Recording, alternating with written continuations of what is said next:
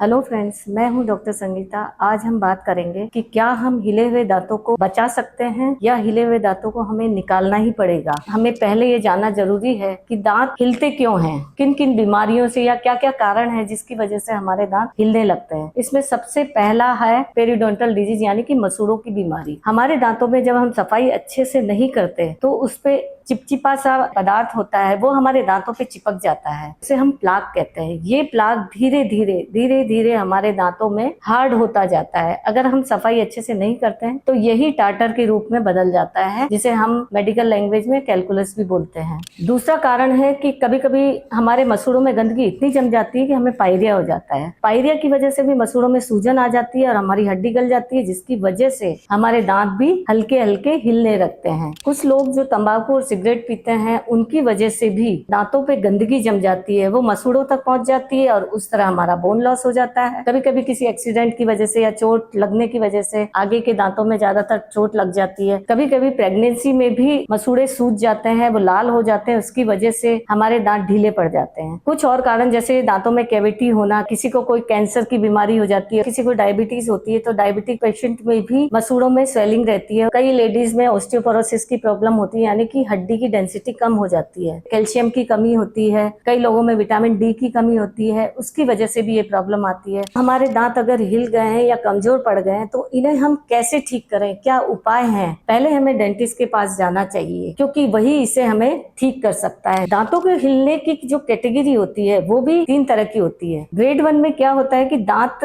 1 millimetre से कम हिलता है। ग्रेड 2 में 1 मिलीमीटर और 2 मिलीमीटर के बीच हिलता है। ग्रेड 3 वो कैटेगरी होती है जब हमारे दांत 2 मिलीमीटर से ज्यादा हिलने लगते हैं। तो ऐसी कंडीशन में जब हमारे ग्रेड 1 कैटेगरी यानी कि बहुत ही मामूली सा आपको हिलने जैसा लग रहा है, तभी हमें डेंटिस्ट के पास जाकर स्केलिंग और रूट प्लानिंग करानी चाहिए। ग्रेड 2 में जब हमारे दांत थोड़े से ज्यादा हिलते हैं, यानी कि 1 मिलीमीटर से थोड़े से ज्यादा हिलते हैं, तब भी हमें डेंटिस्ट के पास जाना चाहिए और वहां जाके वो हमारी स्केलिंग रूट प्लानिंग करेंगे। क्योंकि 1 मिलीमीटर से ज्यादा हमारे दांत हिल गए हैं तो उसमें हमें फ्लैप सर्जरी करनी होती है। हमारा लास्ट है ग्रेड 3। इसमें दांत इतना हिल जाता है कि जब डेंटिस्ट के पास हम जाते हैं तो वो इसमें या तो बोन ग्राफ्टिंग करेगा और उसके थ्रू हमारे दांत को टाइट किया जाता है। ये एक छोटी सी सर्जरी होती है। अब अगर हमने डेंटिस्ट के पास जाके अपनी ट्रीटमेंट कराया या scaling, route planning, flap surgery जो भी कराया है, उसके बाद हम दांतों को मेंटेन कैसे रखें, इसके लिए हमें घरेलू उपायों पे जाना पड़ेगा। सबसे पहले हमें ओरल हाइजीन मेंटेन करनी है, यानी कि सुबह और रात को 2 बार ब्रश करना है। ब्रश हर 3 महीने में चेंज करना है। दूसरा, हमें गुनगुने पानी में नमक डाल के उससे दिन में 1 या 2 बार कुल्ले करना है। कुछ और है जैसे ऑयल पुलिंग करते हैं, जैसे नारियल का तेल या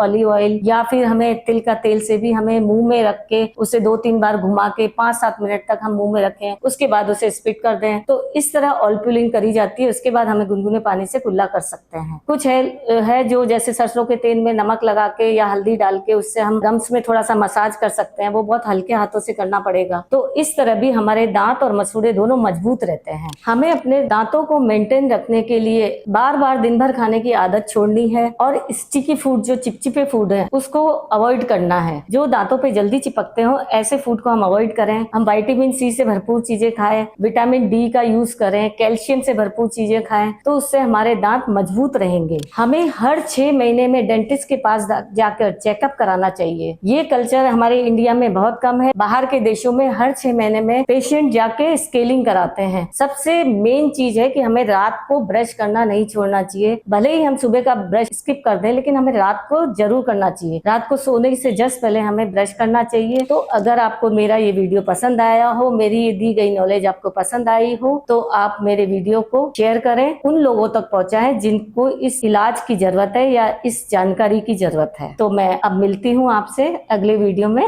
धन्यवाद।